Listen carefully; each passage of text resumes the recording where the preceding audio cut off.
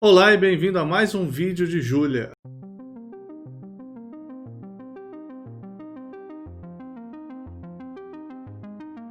No vídeo de hoje nós vamos falar sobre como chamar algum código de C e Fortran em Julia, usando funções nativas do Julia, tá?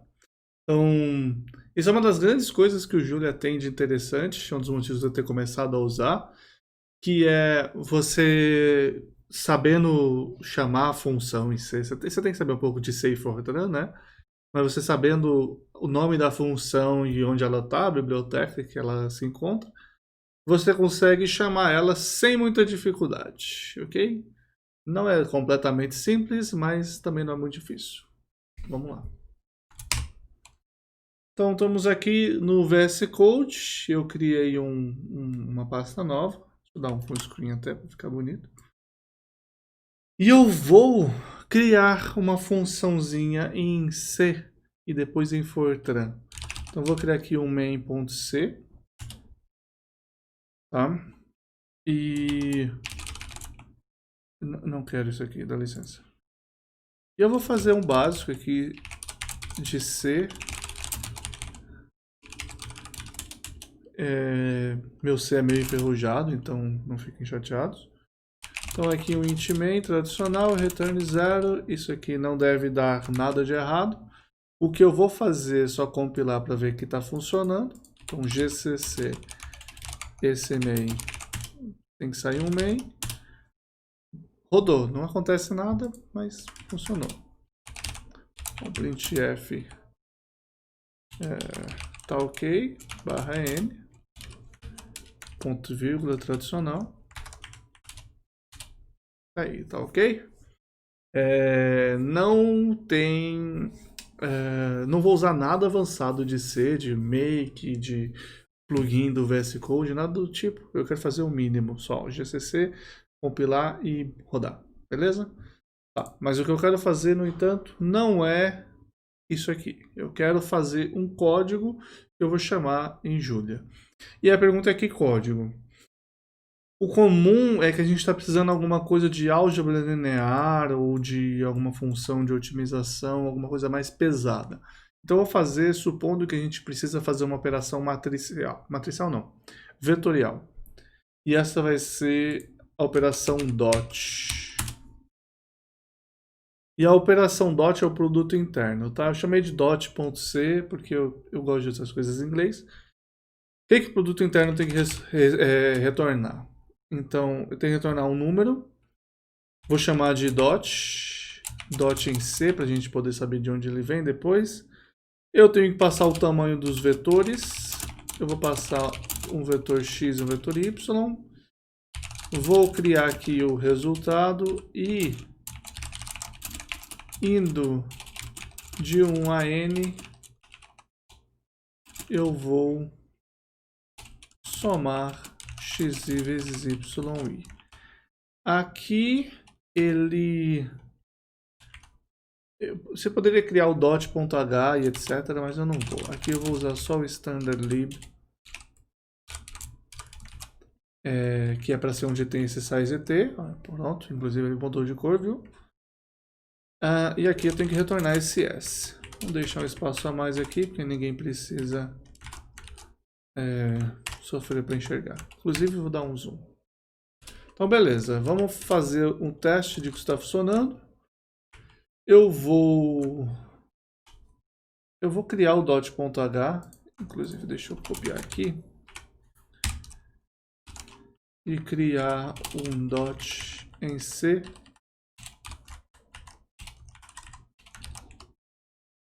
Salvar como dot.h,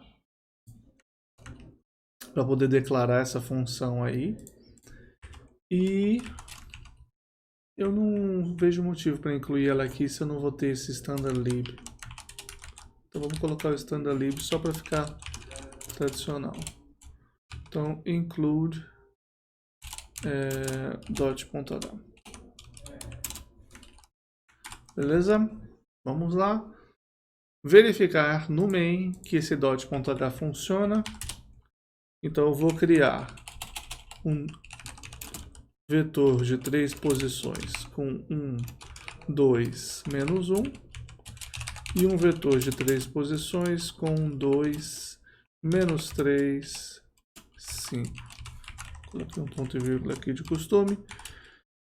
O produto interno desses caras tem que ser... Eu estou fazendo a conta aqui. 1 vezes 2, 2. Menos 6, menos 5. Então, menos 11 mais 2, menos 9. Posso ter feito conta errada também, espero que não. Incluo o dot para a gente saber. Qual que é o valor? É o dot de 3xy. Então, tá ok. S é igual a %LF, valor de S.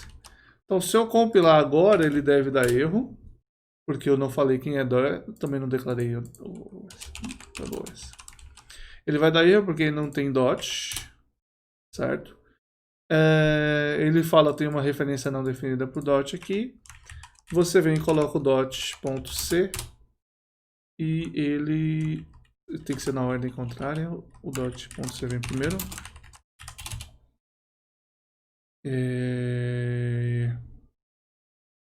É porque é dot em C. Jesus. Pronto. Só para ver o que acontece sem o dot.c. Referência não definida, dot em C. Aí com o dot ele funciona. Se eu mudar a ordem, ele funciona também. Então nesse caso ele dá certo. Roda. Tá ok. Essa é menos 9. Funcionou. Só sucesso. Uma última coisa que a gente pode fazer, não precisa, mas quer dizer, em geral não precisa, mas aqui a gente vai precisar, que eu vou precisar que esse arquivo seja compilado antes de usar ele no Julia. Então eu preciso compilar ele para um objeto. Então você pode fazer um gcc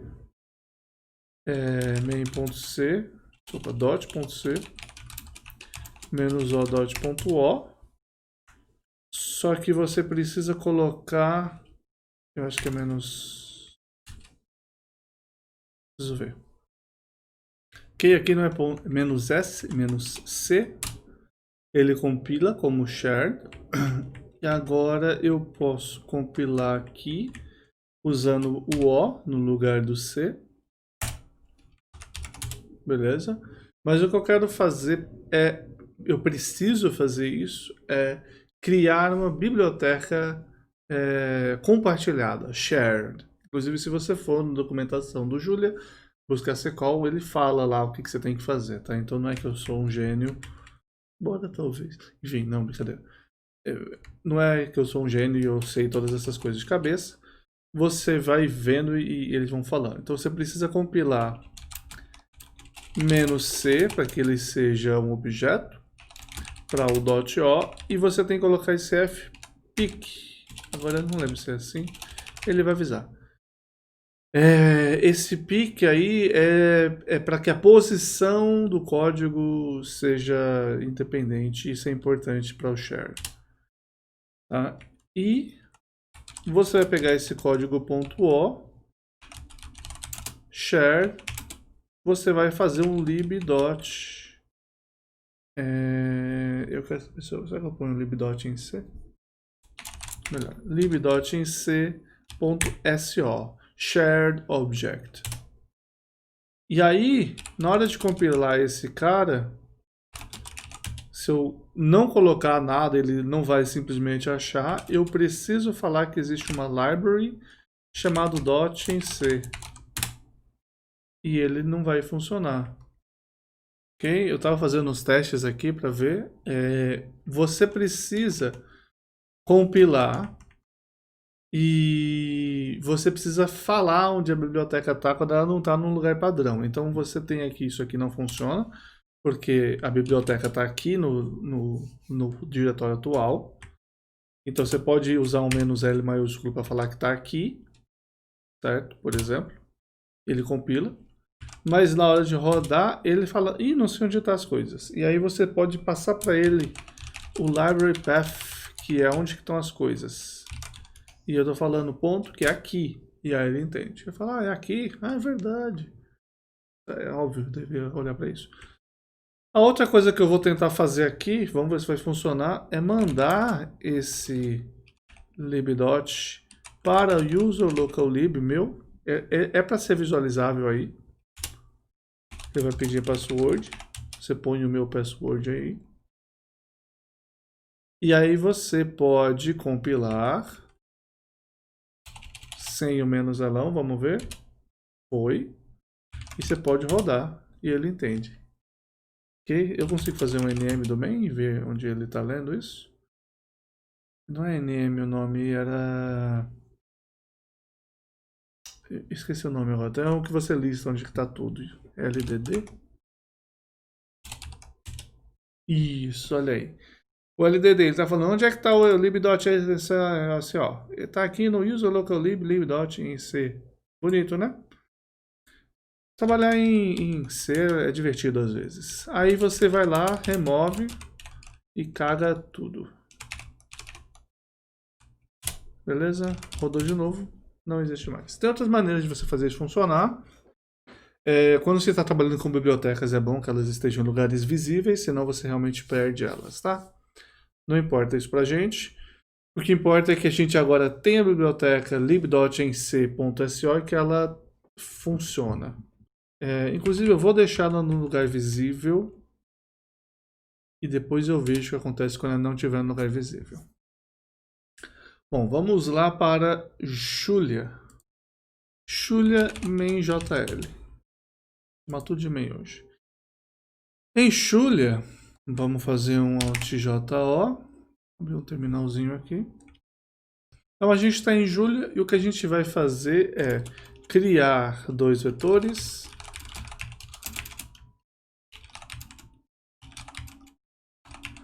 Certo? O produto interno deles é... Eu vou colocar assim, transposto y é dot xy. Vamos usar o linear algebra para isso. Shift Enter, mandei rodar, ele roda aqui embaixo, vai mostrar que o resultado é 8, tá? São outros vetores, não são os mesmos. E o que eu quero fazer é recriar essa mesma coisa com secol. Secol é a função do Julia que faz a chamada dessa biblioteca.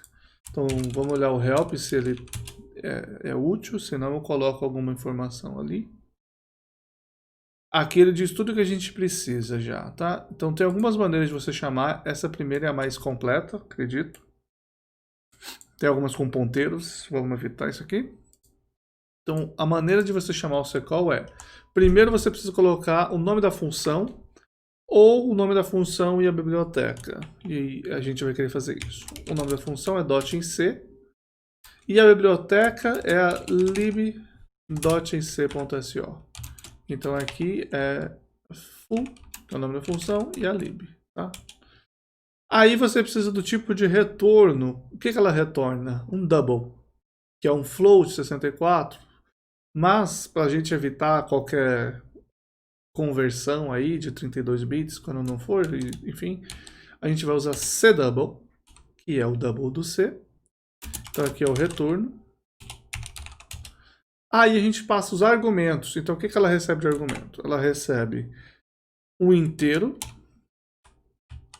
e ela recebe dois ponteiros para double. Então a gente tem um tipo PTR para cdouble, para dizer que eles são ponteiros. Então aqui são os argumentos. Em tuples, tá? Isso quer dizer que se você tiver uma função que tem um único argumento, você tem que escrever essa coisa horrenda de 2, e nada depois. Isso é uma upla, que é uma tupla de 1. Não sei se esse nome é verdade, mas é legal. E aí você coloca de fato os argumentos. Então aqui são os tipos dos argumentos, para ser exato. Tipos dos argumentos e agora os argumentos. Quais são os argumentos? O primeiro argumento é o número de elementos, que é 3. O segundo é o primeiro vetor e o terceiro argumento é o segundo vetor. Em teoria, isso daqui funciona. Shift Enter. Não estou surpreso, eu tinha certeza que ia funcionar de primeira. Mas só para vocês verem que não é tão difícil assim, dado que você sabe o seu Czinho ali. Mas vamos atrapalhar. O que a gente vai fazer? Remove o lib.so. Agora onde que está a biblioteca? Aparentemente ele olha na pasta e acha ela. Ele fala, tá aqui. Então foi bom, foi melhor do que o esperado. Porque pode ser que ele tenha pré-compilado já e não fez diferença nenhuma. Vou fazer S e 1. Não, ele aparentemente sabe que está na pasta e não se perdeu. Vamos criar uma pastinha e vamos jogar o libdot na pastinha. Roda de novo. Ele está sabendo demais pro meu gosto.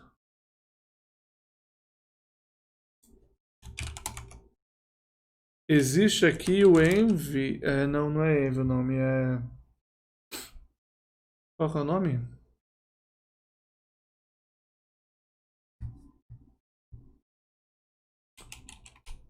É o libdl. Você tem que usar o libdl. E aí o libdl, ele tem algumas coisas interessantes, que esse é dl load path, por exemplo. Ele fala onde que você tem as bibliotecas. E o libdl tem algumas coisas tipo o dl open. E aí você pode falar para ele, abre esse libdot em CSO e... No caso, eu gostaria de abrir esse libdot e eu queria usar ele no lugar desse ccall aqui. Só que ele não deveria estar vendo, então pode ser que tenha alguma coisa na memória dele aí. Então vou fechar o Julia. Vou abrir de novo. Ou seja, fechei o terminal, dei outro Shift Enter e está tentando rodar de novo. O libdot em CSO não está aqui na raiz do Julia. Deu erro. Agora sim. Error cannot load library libdot em CSO. Então o que você pode fazer? Você pode passar para ele esse library path e falar que é a pastinha.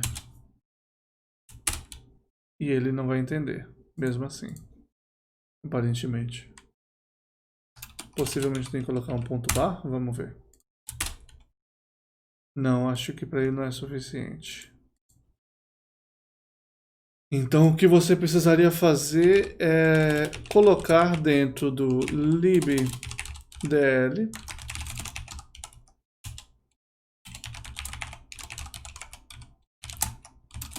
a pastinha. Agora ele entende. Então ele não olha mais essa variável depois que ele começa o Julia, mas ele olha essa daqui. Então uma maneira de você tentar dar um jeitinho é você fazer isso. Eu fiz isso daqui bastante quando a gente estava trabalhando com Qtest. Desculpa aí o meu brinde aqui. Quando a gente estava trabalhando com Qtest, eu tive que fazer muita maracutaia dessas para descobrir onde que estavam as coisas e como é que eu lia elas. Faz um tempo já, então meio que lembrando das coisas. Fantástico. Idealmente, no entanto, você gostaria que ele estivesse no user local lib. Então eu vou deixar lá. E eu vou fechar aqui. É aqui, na verdade. Vou rodar de novo. Ele está no user local lib, então ele vai funcionar de boa. Vamos fazer em Fortran agora? Então a mesma coisa. main.f. Agora sim a gente está forçando a nossa amizade, porque eu não lembro dos detalhes. Vamos ver. Modern Fortran. Eu só queria um highlight. Não precisa rodar as coisas. Só um highlight e um ícone se tiver. Beleza? Está instalando. Ou já instalou. Talvez o ícone seja pedir demais para ele. Então o Fortran ele não tinha muita coisa. Eu não lembro os detalhes, mas você coloca program main. Eu preciso daquele set. Aparentemente eu estou na versão que precisa dos 7 espaços.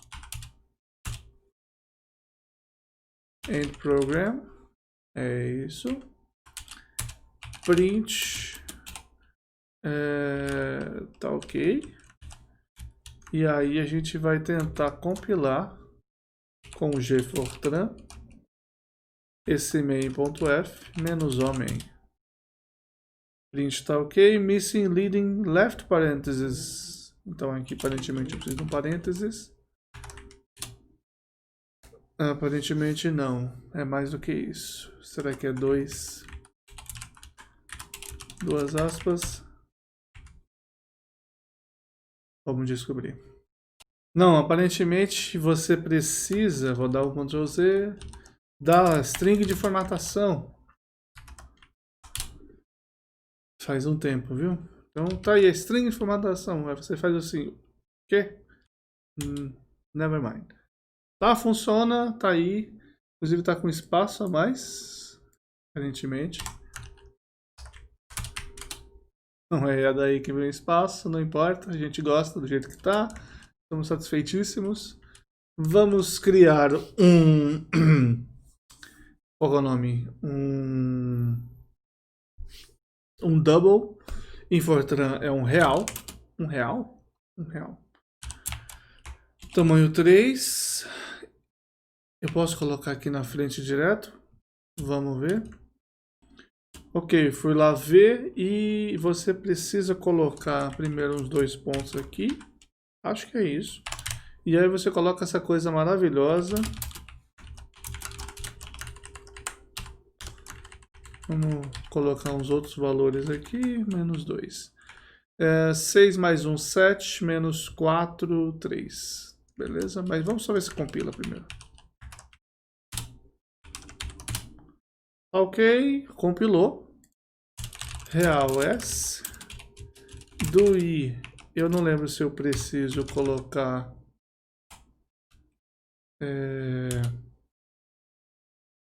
S é igual a S mais... O Fortran começa em 1, inclusive, interessante isso. Em do, meu Deus, não sei nem escrever. E print asterisco S. Fortran começa em 1 e ele usa parênteses. E aqui a sintaxe está errada. Fiquei na dúvida agora como faz. Será que é sem? Não faz nem sentido isso. Voltei. Não precisa colocar os reticências. Ele já sabe que é de 1 a 3. E endou com espaço. Aí, tá ok? 3. Funcionou. Agora a gente quer pegar isso daqui e transformar numa função. Então vamos criar uma certa função. Vamos criar a função .f. Tudo do mesmo nome, você viu que eu sou assim, né? A função dot... Vai dar ruim quando eu criar esse dot pontual. Mas aí eu posso, enfim. Essa função... Inclusive, antes de fazer isso, eu escrevi esse main.f todo longe assim. Mas, a priori, ele deveria compilar se ele tivesse sem esse espaçamento. Não compilou, no entanto, então deixa para lá. Então vamos deixar assim mesmo. Então aqui eu vou criar uma function. Vamos ver se a function aceita que eu coloque ela aqui atrás. Aparentemente não. Então eu vou criar uma function. E essa function ela vai ser chamada de .enf. E a gente precisa de 3 coisas. O tamanho. Aqui eu não preciso declarar. Então é n, x, y. E aí eu falo o n é inteiro. O x é um double. Double não, é um real. Tem que ter um tamanho máximo para ele. Eu acho que eu posso colocar 100. A gente não precisa ter o mesmo tamanho para mostrar isso. E aí eu vou fazer um S. Na verdade eu acho que eu posso fazer direto. Inclusive aqui eu fiz o contrário. Aqui eu coloquei isso. E é assim. Isso aqui é o N. E este daqui é o x100 e o y100.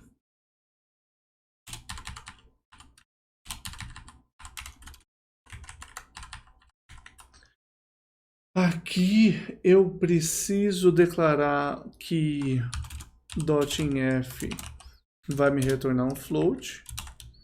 E aí eu vou usar o próprio .enf para calcular esse cara. Faltou for. De 1 a n, .enf é igual a .enf, não é dom, mais xi vezes yi.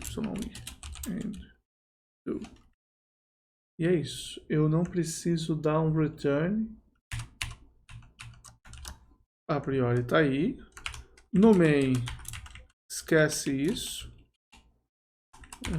Retorna aqui para mim um .enf 3xy. Compilando ele dá erro, não existe .enf. Manda compilar com .f junto. Ele fala beleza e funciona. Ok? Então esse deu mais trabalho, porque meu Fortran é muito mais enferrujado que meu C. Nunca trabalhei oficialmente em Fortran, eu só mais li do que implementei as coisas. Mas enfim. Tá aí, beleza. Ele tem essa .f. Vou compilar esse .f. Então vou compilar. Aqui eu compilaria ele. Compilaria não, compilarei. Eu vou compilar ele igual eu fiz o outro. O dot. E vamos já usar o Fortran. O .f para o .enf.o fpic. Aí eu vou compilar com o shared o .enf para o lib.enf SO. Aí eu vou copiar o lib.enf SO para user local lib.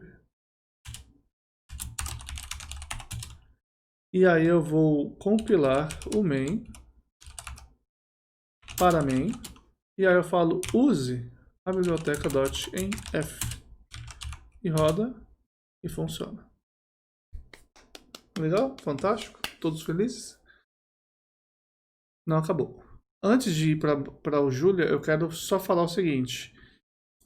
Esse cara, user local lib em C, ele provavelmente não vai ter. Vamos ver aqui. A função definida em C e o em F vai ter a função .enf com um underline na frente. E essa é a maneira tradicional que o Fortran compila as coisas. Existe um código que remove isso, eu não lembro. Mas o mais importante é que ele existindo aqui, eu posso usar ele em C. Então vamos em C. Tá aqui o S. Vamos calcular o .enf.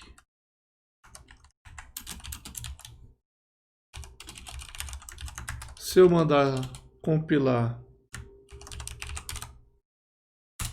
usando só o em C, ele não entende. E se eu colocar um .enf também, ele também não entende. Porque eu esqueci do underline na frente. Quase foi. Mas agora ele falou, olha, não sei que função .enf é essa. Sim, é uma outra coisa. Eu preciso dizer que existe uma função chamada .enf. Então eu vou declarar uma função aqui, .enf. Ela recebe um int, um double asterisco, um outro double asterisco. E agora sim,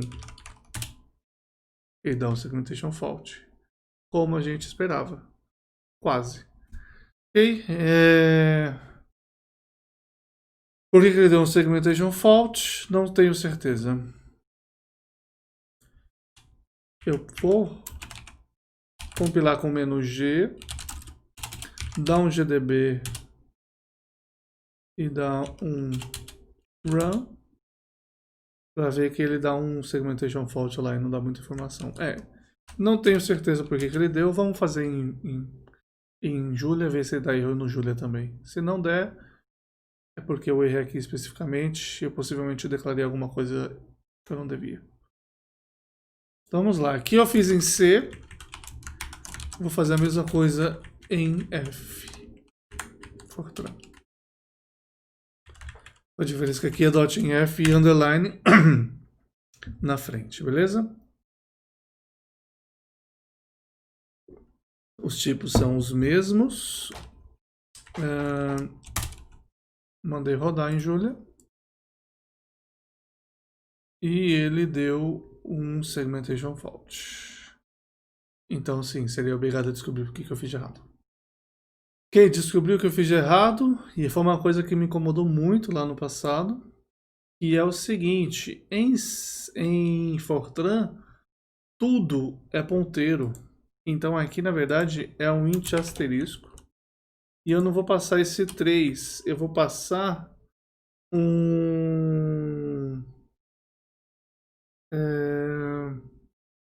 vou passar o n. Então eu tenho um int n igual a 3. E eu vou passar, isso é o meu gato destruindo as coisas. Vou passar o endereço do n. Isso aqui deve fazer funcionar. Vamos lá.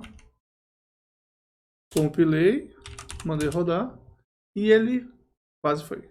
Agora ele deu 0. Por que ele deu 0 agora? Ok, o outro erro que eu descobri que o tipo básico do real é float. Então a gente quer colocar um real 8. Onde que está? .f. A gente quer falar real vezes 8. Que é quase €1. Brincadeira. Então vamos lá, real vezes 8. Ok, mudei esses caras. Vamos voltar no main.f. Aqui ele vai dar erro, provavelmente. Ele deu alguma coisa diferente, né? Ele não deu mais ou menos valor. Então vamos recompilar o dot em f.f. Bom, tá dando trabalho de achar as coisas. Então vamos lá. gfortran dot.f menos c dot em f.f ponto o faltou menos f pic gfortran o dot em f.o shared para lib dot em f so e copia esse lib dot em f so para user local lib e compila o main. E agora deu 0, então ele tem alguma coisa errada. Voltei, achei uma das tradicionais pegadinhas do Fortran. Existe uma coisa chamada implicit none, que se eu mandar compilar você vai ver o erro agora. Ele vai falar, olha, esse dot em f aí, qual que é o tipo dele? Porque esse dot em f não tem declaração falando o que ele é. Então é mais ou menos parecido com não tem declaração do tá faltando um ponto H, digamos assim. Mas é mais forte do que isso.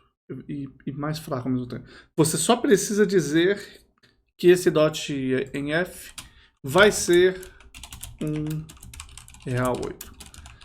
Mas como é que funcionou antes? Porque antes o dot, como começa em D, ele achava que era um real. Aí quando eu mudei o tipo para real 8, o dot estava como real, que era 4 bytes, e o outro estava em 8. E eles não estavam mais funcionando, não estavam mais se falando, e estava dando ruim. Então a maneira certa de se trabalhar em Fortran é colocar implicit none em tudo. E eu esqueci de fazer isso. Tá, aqui... Talvez eu dê erro nesse i. Vamos descobrir? Então, vou compilar de novo o dot. Aí. Então o i também precisa ter um tipinho aqui. Então, compilei o .f, vou compilar o .f share e aí eu vou mandá-lo de volta para o lugar dele. Vamos compilar de novo não é GCC, já Fortran, o main f usando esse dot em f e agora ele funciona. E aí sim, como agora eu corrigi aquilo lá para o tipo certo, a priori esse daqui também funciona, porque a única coisa que eu tinha errado é que o tipo SaveDouble não era o tipo certo para o real. Tinha que ser real vezes 8. Na verdade, o vezes 8 é uma maneira não indicada. Você viu que ele falhou de novo.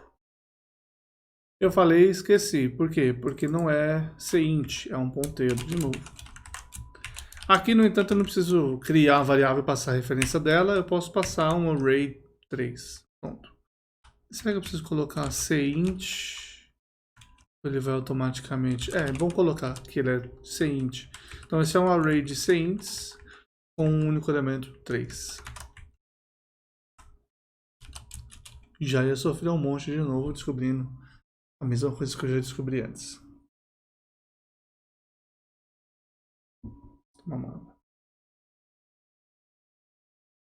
Sucesso. Então, olha aí. O básico de como chamar uma função do C e do Fortran no Julia. É simples assim, ok? Então não tem segredo. Essencialmente você precisa saber a função e qual que é a biblioteca dela, o tipo de retorno e o tipo dos argumentos e passar seus argumentos, beleza? Coisas mais complicadas, aí não é tão simples, às vezes não vai. Então se você tiver structs, aí começa a ficar tenso. Você sempre pode passar as coisas como ponteiros, mas como é que você cria essas pessoas em Julia e passa? É bem mais complicado.